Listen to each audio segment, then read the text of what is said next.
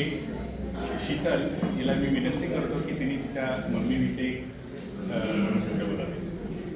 आतापर्यंत जे सगळे बोलले ते इतकं भावूक होतं आणि इतकं प्राऊड होतं की म्हणजे सगळा प्रवास आमच्या डोळ्यापुढे आला.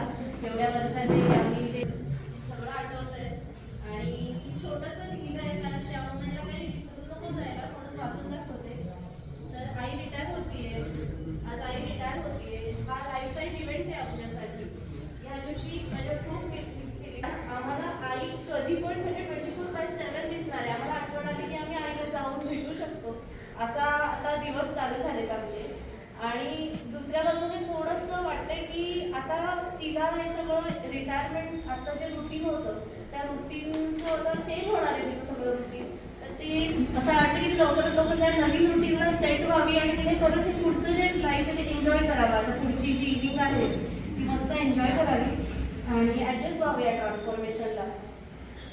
त्यानंतर आईच्या या हॉस्पिटल आणि ऑफिस बरोबरचे जे काही जीवन प्रवास आहे ते आठवल्यावर एक प्राऊड मोमेंट वाटते मला की तिने हँडल केलेल्या सिच्युएशन्स आहेत की आज जेव्हा ती हॉस्पिटलला यायची तेव्हा बॅकग्राऊंडला खूप गोष्टी चालायच्या. म्हणजे घरचे प्रॉब्लेम्स होते, फॅमिलीमध्ये काही काही प्रॉब्लेम्स होते, हॉस्पिटलमधले काही काही चॅलेंजेस होते. ते सगळे तिने खूप छान प्रकारे हँडल केले. म्हणजे आज आम्ही ह्या फेजमध्ये आहोत, चाललोय.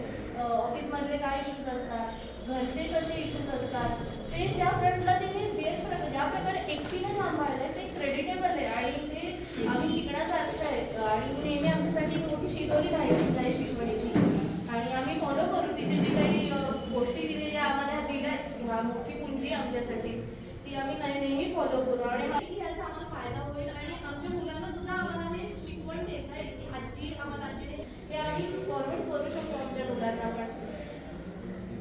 आमचे लहानपण म्हणजे जो प्रवास आहे त्याच्यात शॉर्टमध्ये आमचे लहानपण, तरुणपण, कॉलेज, ऑफिस, लग्न आमचं, त्याच्यानंतर आम्ही आई झालो तेव्हापासून ते सगळं जगताना खूप गोष्टी आल्यामध्ये आणि तेव्हा ती सगळ्यांना एकटी होती. म्हणजे आज ती सगळी करते होती आमचं हे सगळं करण्यासाठी तिचा खूप मोठा सपोर्ट होता आम्हाला. आणि त्याच्यामध्ये तिने कुठेही काही कसर नाही सोडली की कुठेही तिने म्हणजे कुठे हात सोडला नाही आमचा, घट्ट धरून ठेवला. सगळ्या प्रवासामध्ये खुश केलं. कुठे कुठे अशा अडचणी आल्या की आम्हाला असं वाटलं की आता आपण चुकतोय का, त्यावेळेला वेळेस डायरेक्शन दिल्या. परत कधी कधी असं वाटलं खचल्यासारखं वाटलं तेव्हा तिने मोटिवेशन दिलं.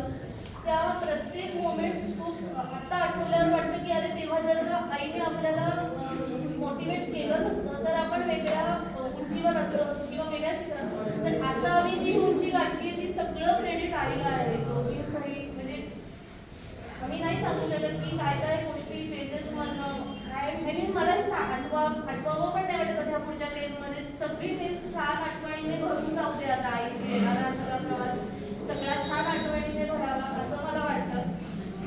आता करोना टाईममध्ये आई म्हणा किंवा घरी सगळे स्टाफ खूप चॅलेंजिंग एन्व्हायरमेंटमध्ये गेलात. आम्ही घरी होतो, सेफ होतो. आम्हाला साधं खाली किराणा मालाच्या दुकानात जायला भीती वाटायची. आम्ही किती वेळा स्वतःला क्लीन करायचो. पण आई आज यायची हॉस्पिटलला, तुम्ही यायची सगळं हॉस्पिटलला. दॅट वॉज अ खूप थ्रिलिंग एक्सपिरियन्स होता. रोज आल्यावर भूक लागायची मनामध्ये आणि त्याच्यातनं सगळ्यात देवाच्या कृपेने हे सगळं व्यवस्थित पार पडलंय आणि आपण इथे आज सगळे आहोत, छान आहोत. तुम्हाला सगळ्यांना सॅल्यूट त्याच्यासाठी. हा जो तिचा ऑफिशियली वर्किंग फेज होता तो खरंच फुल ऑफ थ्रिल होता, एक्सायटिंग होता आमच्यासाठी, तिच्यासाठी.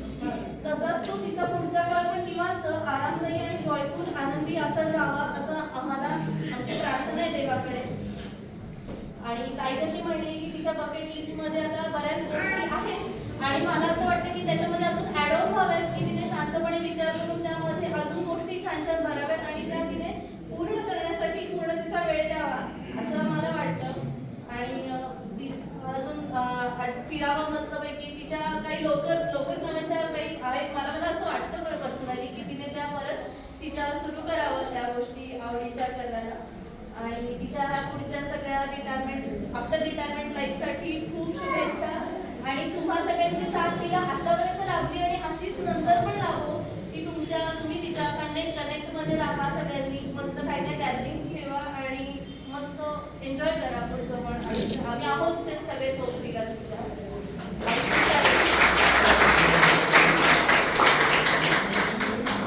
अजून नातेवाईकांपैकी कुणाला मनोगत व्यक्त करायचं असेल तर